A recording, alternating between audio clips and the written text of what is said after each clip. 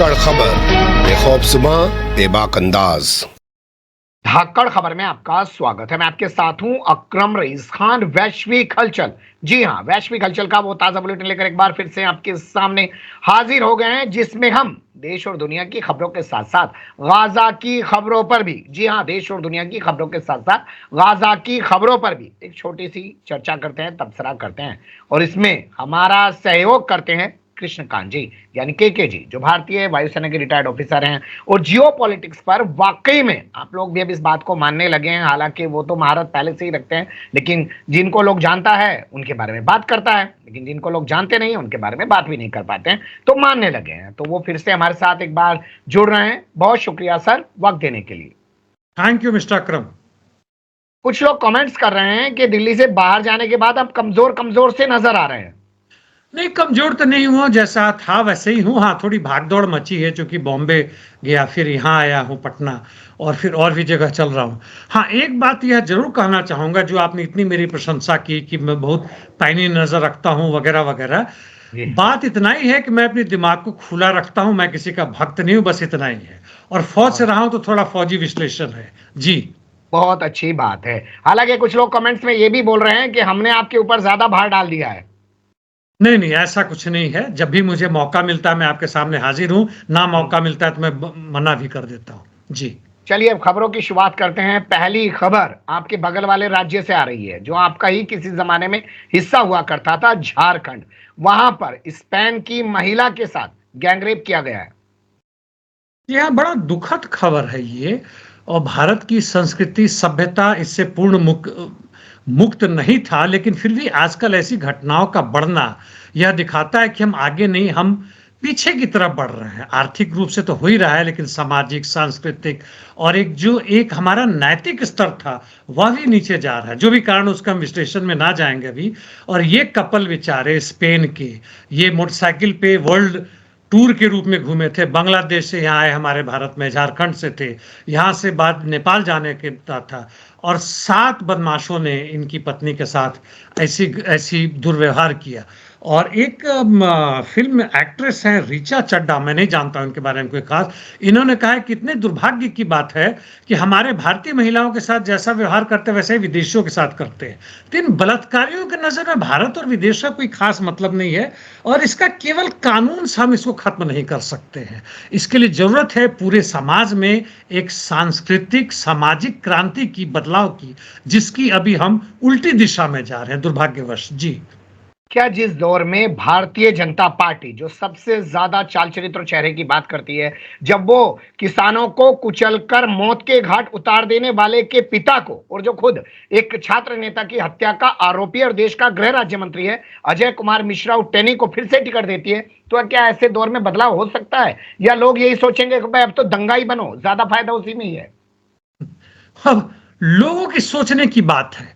अभी एक माहौल सा बनाने की कोशिश की गई है भाजपा सरकार द्वारा, भाजपा की मीडिया और भाजपा के जितने भी पुलिस प्रशासन और जितने भी लोग हैं उसके अंदर में काम कर रहे हैं। हर जगह आप मोबाइल में किसी को फोन करते हैं, लैपटॉप में काम करते हैं, टीवी में देखते हैं, हर जगह इन्हीं का प्रचार चल रहा है। इस बार 400 के पार, ऐसा लगता है कि मंत्र हो गया है, तोते की तरह ये लोग रट रहे हैं। गोदी मीडिया तो ही है, लेकिन मेरा नजरिया थोड़ा सा अलग है। मैं जो जनता के बीच में गया, मैं ई रिक्शा में घूमता हूँ, टैक्सी के बीच में जाता हूँ, मजदूरों के बीच में गया हूँ, हमारे संगठन के लोग जा रहे हैं, ऐसा नहीं है। यदि 30 से 35% जो भाजपा के साथ था वही है, 35 से हो सकता है 36% हो गया हो। इन्होंने जितना भी मंदिर के नाम पर, जितना भी धर्म के नाम पर किया, उन्हीं लोगों के बीच में गया जो पहले से इनके समर्थक थे। कोई नया खास इनके पक्ष में लोग नहीं गया है। दूसरी तरफ जहां तक बात है, 30-35%, 40% विपक्ष के पास है, और बाकी 25 से 30% न्यूट्रल है। हमारा काम था जो न्यूट्रल हैं और जो इस आज की व्यवस्था के खिलाफ है, जिस तरफ हम बढ़ रहे हैं, उन लोगों के यदि हम साथ में एकजुट हों। हाँ, हालांकि आजकल के वामपंथी कहते हैं कि राहुल गांधी कर रहे हैं, मुझे वो नहीं लगता, मैं उससे खुश नहीं हूं। ठीक है, टाइम बिंग के लिए तो चुनाव आ ही गया, इसी 2-4 महीने में होने वाला है, और इसी भारत की इसी जनता के द्वारा जो कि अभी हमारा विरोध कर रहे हैं, उनका साथ लेके, और वो लोग जो न्यूट्रल है और जो हमारे पक्ष में करके, इस देश में बदलाव की जरूरत है और हमें करना चाहिए, कोशिश जारी रखनी चाहिए जी। जिस प्रचार की आपने बात की है उसको लेकर मेरे जहन में जो चीज आती है वो ये कि चारों तरफ से ऐसा माहौल बना दो कि आदमी सोच ही ना पाए, और कल को अगर ईवीएम से कोई खेला करना है तो लोग कहें माहौल तो यही था, यही जीत रहे हैं। क्या ये भी वजह हो सकती है? यह तो एक वजह है, उनके तरफ से माहौल ये है। और अभी तक यदि मैं अपनी बात करूं तो ईवीएम नाक के पहले क्या वोट और मत पेटियां नहीं चोरी की जाती थी? और पाकिस्तान में हम लोगों ने बात की है किस तरह से वहां के इलेक्शन कमीशन के टॉप अधिकारी ने यह बात कही थी कि 6 से 7 जो हारे हुए थे 40 से 50 हजार उनको जिता दिया गया। इससे कोई अंतर नहीं पड़ता है। मतलब यह है कि जनता का जन राज्य या जनता के पक्ष में राज्य सत्ता को कायम करना, और वह एक साधारण बदलाव से अभी संभव नहीं नजर आ रहा है। क्योंकि जिस तरीके से जो भी सरकार में है, सत्ता में है, चुनाव में यदि हम जीत भी जाते हैं और कई तरह की जो चीजें घट चुकी हैं, क्या कांग्रेस उनका उल्टा करेगी? मुझे नहीं नजर आता है। क्योंकि वह अंबानी अडानी के लिए ना सही, टाटा बिरला के सही, पूंजीपति वर्ग के लिए ही काम वो पहले भी कर रहे थे, जिनके कंधों पे आज भाजपा ही है और फिर से वही करेंगे। थोड़ा सा तेवर भले ही बदल जाए। जी बिल्कुल आप सही कह रहे हैं कि जरा सा तेवर बदल जाए, लेकिन होगा वही। जो लोग बोलने की कोशिश करेंगे उनको ऐसे ही जेलों में ठूसा जाएगा।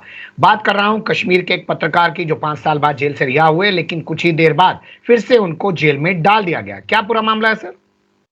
हाँ, ये है एक कश्मीर नैरेटर करके इनका अखबार निकलता था।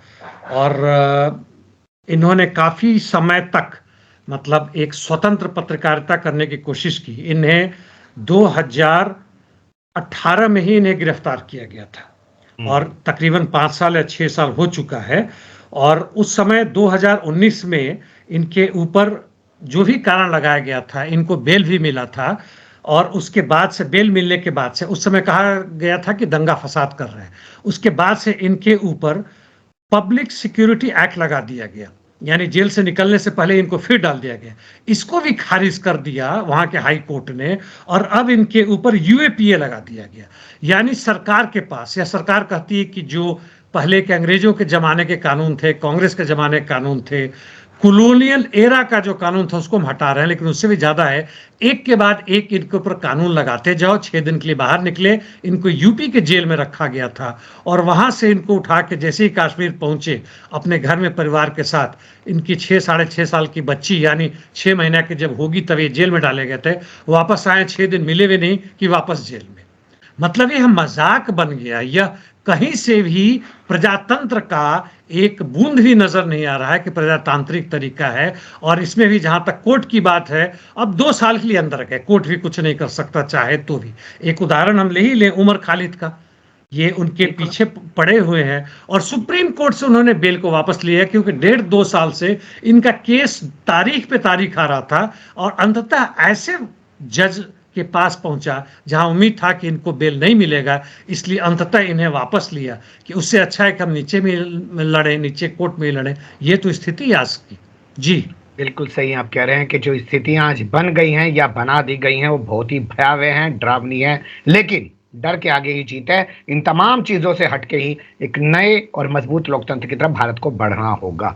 बात करते हैं अमेरिका की। वहां का एक थिंक टैंक है, उसने अपनी एक रिपोर्ट जारी की है जिसमें बताया है कि 48% लोग इस वक्त पसंद कर रहे हैं डोनाल्ड ट्रंप को, जबकि बाइडेन 43% पर रह गए हैं।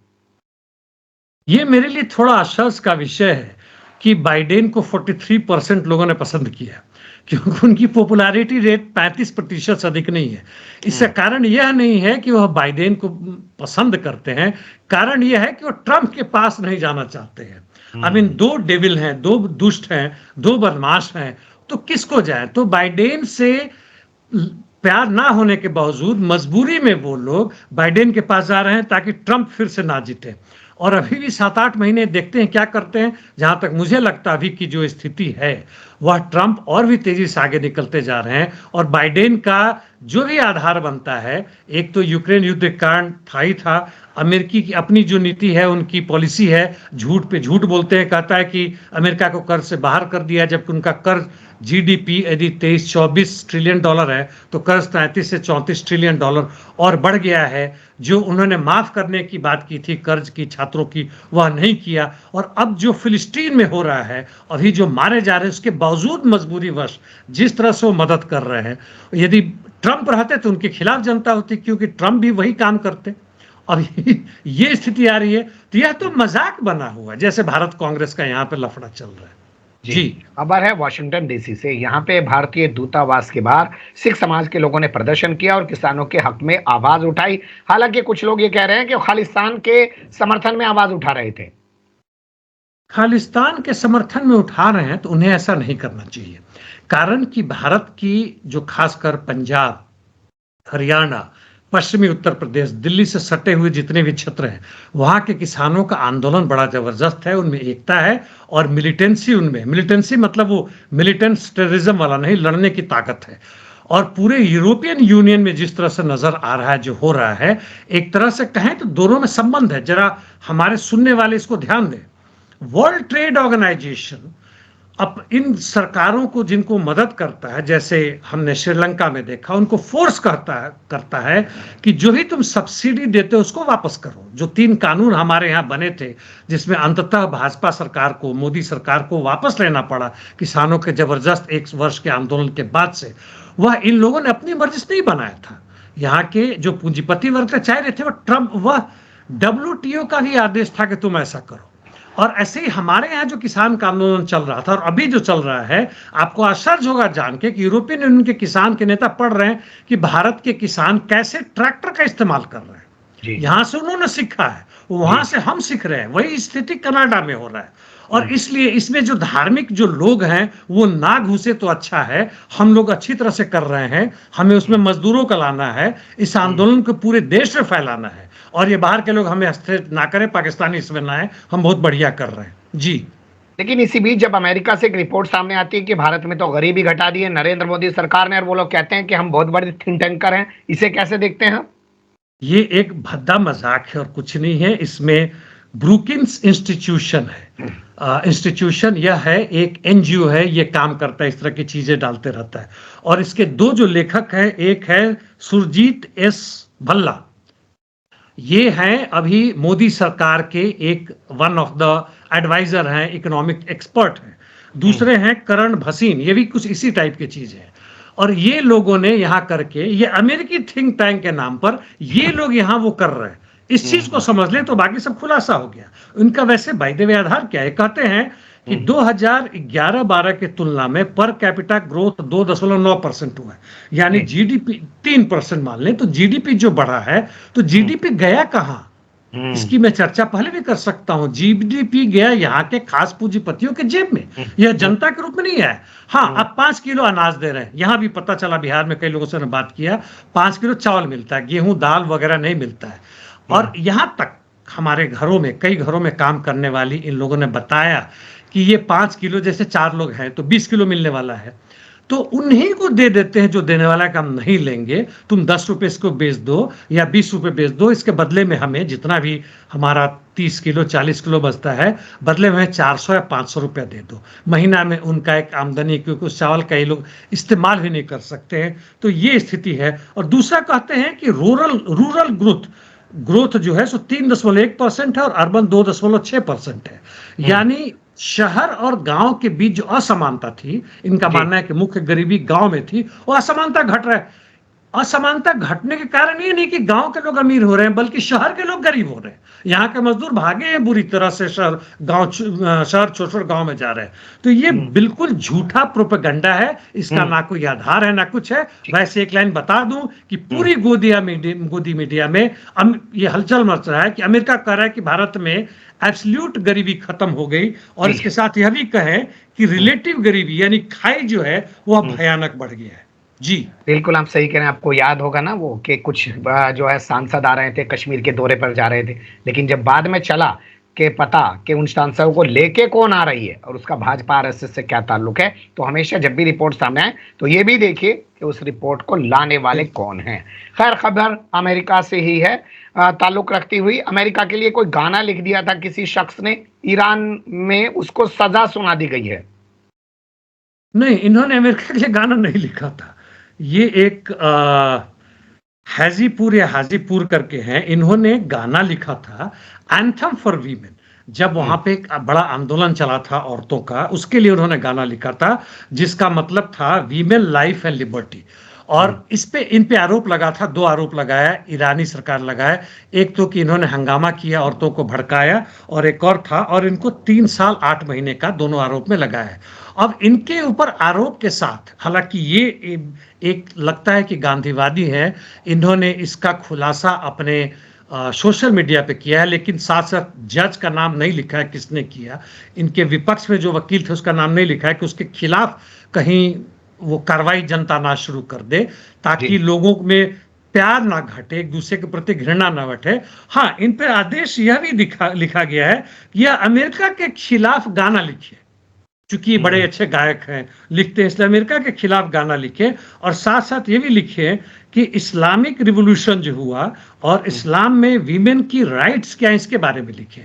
केवल औरतों को भड़काने का काम नहीं करे, ये भी लिखे, तब शायद इनकी सजा कम की जाएगी। ये मानेंगे कि नहीं मानेंगे वह देखने की बात होगी। जी। यूक्रेन से जुड़ी हुई कोई रिकॉर्डिंग वायरल हो गई है, कोई बातचीत सामने आ गई है जिसको लेकर जर्मनी ने जांच की बात कही है, क्या पूरा प्रकरण है सर?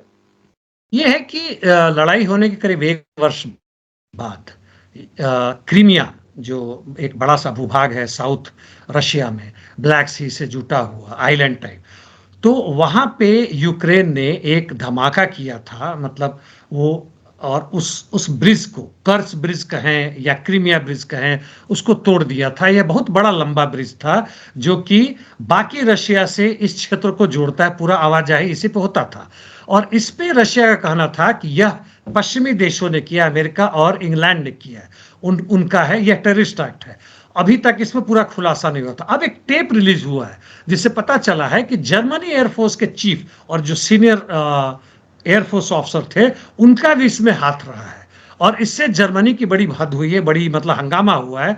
और दूसरी तरफ जर्मन की एक मिसाइल है टॉरस, वो लॉन्ग रेंज है, और वो देने की बात हो रही है। इस पर शोल्ज थोड़ा घबराए हुए, उन्होंने कहा कि इसकी जांच होगी, लेकिन जांच का वही ढाक के 3 बात होने वाला है, कुछ होने वाला नहीं। जहां अपनी सेना भेजने की बात फ्रांस कर रहा है, जर्मनी पूरे नेटो के साथ शामिल होकर हर तरह काम करने वाला है, तो कुछ होगा नहीं। चूंकि गुप्त रिकॉर्डिंग हो गया है, इसलिए अपने जनता को दिखाने के लिए बातें कर रहे हैं और कुछ नहीं है। बिल्कुल आप सही कह रहे हैं कि उत्तरी गाजा में पहले जो राहत सामग्री लेने के लिए खड़े हुए थे, उनको गोलियों से भुनवा डाला, और फिर अमेरिका ने कह दिया भैया इजराइल ही इसकी जांच करेगा। तो प्रकरण जर्मनी से जुड़ा हुआ है, जर्मनी ही जांच करेगा। खैर, अब रुक करते हैं गाजा से जुड़ी हुई खबरों का। पहला जो अपडेट है वो आ रहा है ईरान से ताल्लुक रखता हुआ। ईरान में संसदीय चुनाव हुए हैं और कुवैत में चुनाव का डंका बज गया है। दोनों खबरों की क्या पूरी जानकारी है सर? ईरान की तो बात हम कर चुके हैं। ईरान में चुनाव होगा और चुनाव तकरीबन उसी आधार पे होगा जिस आधार पे वहाँ के धार्मिक जो गुरु हैं उनके कहने के कि किसको टिकट दिया जाए या ना दिया जाए, विपक्ष में भी यह भी वही लोग तय करते हैं, यानी ईरानी गवर्नमेंट तय करेगी। इसलिए उनके पक्ष विपक्ष में कोई खास अंतर नहीं होगा। जहां तक कुवैत की बात है, वहां का अभी जो भी मंत्रिमंडल था उसका अभी समय खत्म नहीं हुआ था, लेकिन वहां के जो लीडर हैं उन्होंने कहा कि असंवैधानिक काम करे तो उसको भंग कर दिया और नए चुनाव की घोषणा कर दी। तो अब ये मतलब, हालांकि कुवैत की जो सरकार है, जो सत्ता वहां के, जो वहां के महाराजा धीराज हैं, उन्होंने कहा है कि पूरे अरब देश में हमारी सरकार को जो अधिकार मिला है वह सबसे अधिक है। तो सबसे अधिक के बावजूद भी ये है कि जब मर्जी उसको खारिज कर दो। तो यही है। और हमारे बिहार सरकार से जोड़ लें, खारिज ना करने के बाद से भी उधर पक्ष में थे, अब पक्ष में आ गए। यह तो जनता के लिए मजाक है, जनता को समझना होगा, हमें समझना होगा। जी, अगले अपडेट का रुख कर लेते हैं जो आ रहा है फ्लोरिडा से। बताया जा रहा है यहाँ की जेल में कोई इजरायली राजनयिक का बेटा था, उसके साथ कोई मारपीट की गई है। उसे यहूदी विरोधी घटना बताया जा रहा है। यहूदी विरोधी घटना नहीं है ये। इजराइल के राजनयिक जो थे, उनके बेटा मोटरसाइकिल से कहीं जा रहे थे, नंबर प्लेट भी सही नहीं था, तो पुलिस ने रोकने की कोशिश की। और पुलिस के हिसाब से 19-20 साल का लड़का है, जोश है, वो पुलिस के ऊपर से साइड में धक्का मार के भागने की कोशिश की। पुलिस ने उसे पकड़ के जेल में डाल दिया। जेल में डाला, ठीक है। और अमेरिकी सरकार का कहना है कि भाई, जो राजनयिकों को इस पुलिस से कार्रवाई से जो मुक्ति मिलती है वो उनके बेटा को नहीं है, उनके राजनयिक को है, उनको डिप्लोमैट के है। और इसलिए उनको जेल में रखा जाएगा जब तक पूरी कार्रवाई नहीं होती।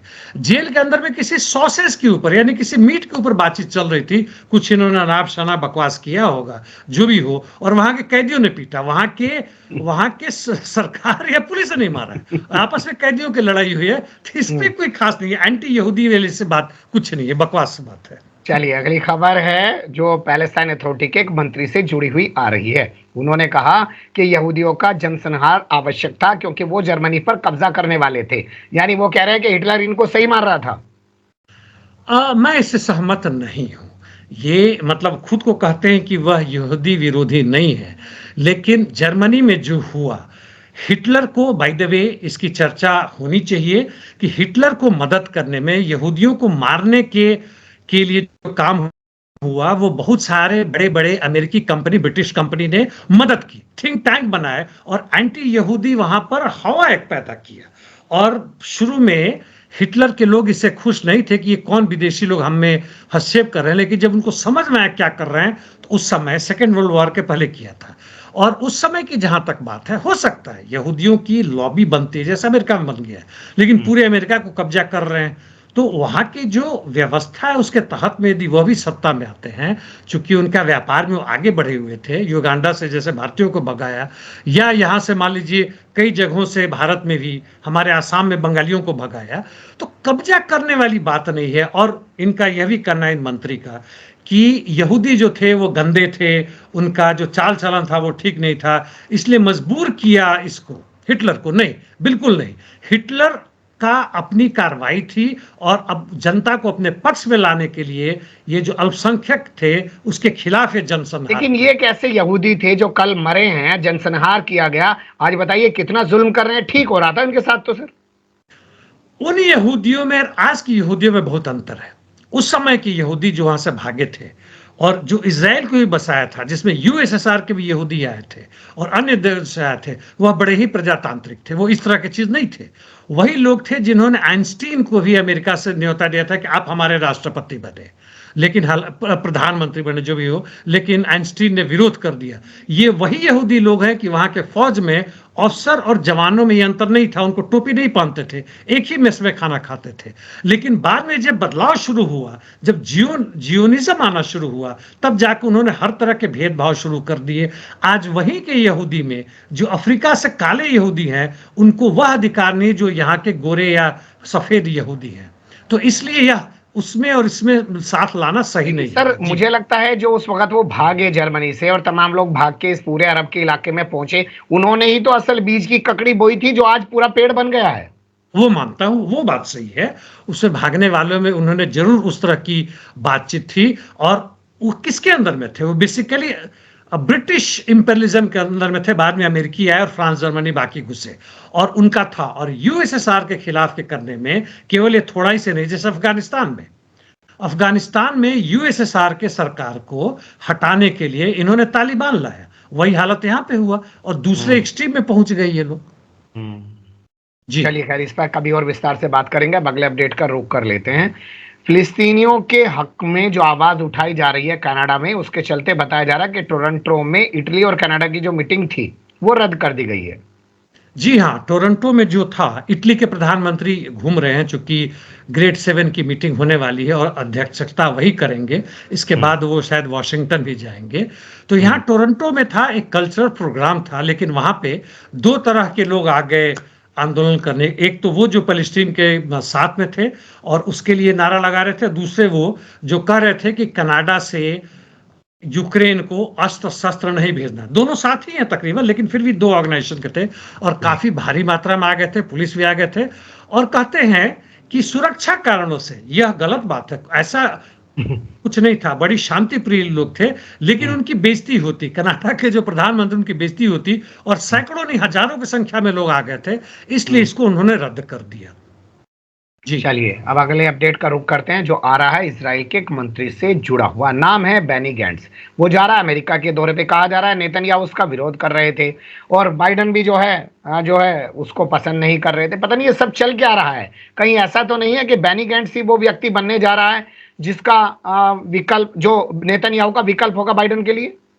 बिल्कुल, जो दूसरा भाग कहा वह काफी सही लगता है। बिना नेतान्याहू के बताए हुए, जैसा नेतान्याहू कहते हैं कि यहाँ के कानून के हिसाब से हमारा कोई भी मंत्री यदि विदेश जाता है तो हमें बता के जाएगा, हमसे परमिशन लेके जाएगा क्या बोलना है क्या नहीं बोलना है।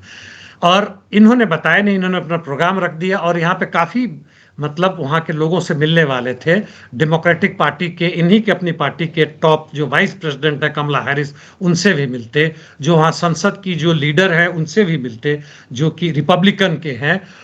लेकिन आखिर इनका मिलने का कारण क्या है? जब इनको मना किया गया कि भाई ये गलत बात है, नेतान्याहू ने कहा कि मैं प्रधानमंत्री हूं, मैं ही तय करूंगा कौन मिलेगा नहीं मिलेगा, क्योंकि नेतान्याहू को डर लग रहा है कि भाई ये जाएगा तो गड़बड़ करेगा। और ये इनके पक्ष वाले नहीं है, ये नेशनल यूनिटी पार्टी के हैं। और इस लड़ाई के बाद से यानी 7 अक्टूबर को जो लड़ाई हुआ, उसकी लड़ाई के बाद से ये सत्ता में आए हैं। नेतान्याहू को मजबूरी में इन्हें रखना पड़ा है ताकि कहीं इनकी सरकार गिर ना जाए। और नेतान्याहू को डर बुरी तरह भी खा रहा है कि दोनों हालत में या तो यह प्रधानमंत्री बन जाए, इनको हटा दो, या युद्ध बंद हो जाए उसके बाद से ये प्रधानमंत्री ना रहे, तो इनके और उनके बेटे के ऊपर जो केस चल रहे हैं, जो इन्होंने घूस ली है, गबन किए हैं, ये लोग जेल के अंदर चले जाएंगे। इसलिए इनका अंदरूनी मतभेद है जो हंगामा मचा रहे हैं। बाइडेन को क्या बोलना नहीं बोलना है वो तो वहां का जो डीप स्टेट है वो तय करेगा कि क्या करे ना करे। बाइडेन के बोलने का इसमें कोई खास महत्व नहीं है। जी। अमेरिका वापस लौटे 6 सांसदों ने बताया है कि नेतन्याहू ने फिलिस्तीन में, गाजा में क्या किया है। जी हाँ, ये 6 सांसद ये बाइडेन के पार्टी के हैं, यानी डेमोक्रेट्स है, और उसमें 1-2 काफी सीनियर हैं, मतलब कई वर्षों से ये लोग सांसद बने आ रहे हैं। और वहां से लौटने के आने के बाद से, हालांकि जनसंहार शब्द का शायद इस्तेमाल नहीं किया, लेकिन खुलेआम कहा है कि यह मानवाधिकार का उल्लंघन हो रहा है। हर तरह से इनकी जितनी भी कोशिश है ह्यूमन हेल्प के लिए, जो भी है एड के लिए, ह्यूमैनिटेरियन एड की जो कोशिश है उसको ये लोग बंद कर रहे हैं, नहीं जाने दे रहे हैं। और अमेरिका को सोचना होगा, हालांकि इसका कह के ये कह रहे हैं कि अमेरिकन एड को बढ़ाना होगा, जिसपे बाइडेन ने कहा है इन लोगों ने कहीं से छतरी से कुछ एड्स वगैरह गिरा दिए हैं, यह भी एक मजाकी है, जो भी उनको मिला होगा तो अच्छी बात है। और इस पर बाइडेन ने कहा है कि हमारा दोस्त है जॉर्डन, उनसे बात करेंगे कि कैसे एड्स बढ़ाएं। लेकिन ये जो इन 6 लोगों ने कहा है, इसका प्रोपेगेंडा पूरी तरह से होना चाहिए कि भाई तुम सत्ता वाले हो, तुम सरकार वाले हो, और तुम्हें यह नजर आ रहा है कि किस तरह से नेतान्याहू और उनकी सरकार आईडीएफ फिलिस्तीन में किस तरह से कहर पा रहे हैं, और इसके बावजूद तुम क्यों अस्त्र उसको भेज रहे हो। जी, बहुत बड़ी बात आपने कही है कि एक तरफ तो अस्त्र शस्त्र भेज रहे हो, एक तरफ यूएन से प्रस्ताव जो पास होना था, निंदा प्रस्ताव, उसको रोक दे रहे हो, और दूसरी और डेमोक्रेट्स जो सांसद हैं बाइडेन की पार्टी के, वो जाके संस्कारी बनने की कोशिश कर रहे हैं। बहुत शुक्रिया, आपने बहुत बारीक से तमाम चीजों पर रोशनी डाली। फिर आपके साथ किसी और मुद्दे पर जुड़ने की कोशिश करेंगे। धन्यवाद। Thank you mister Akram.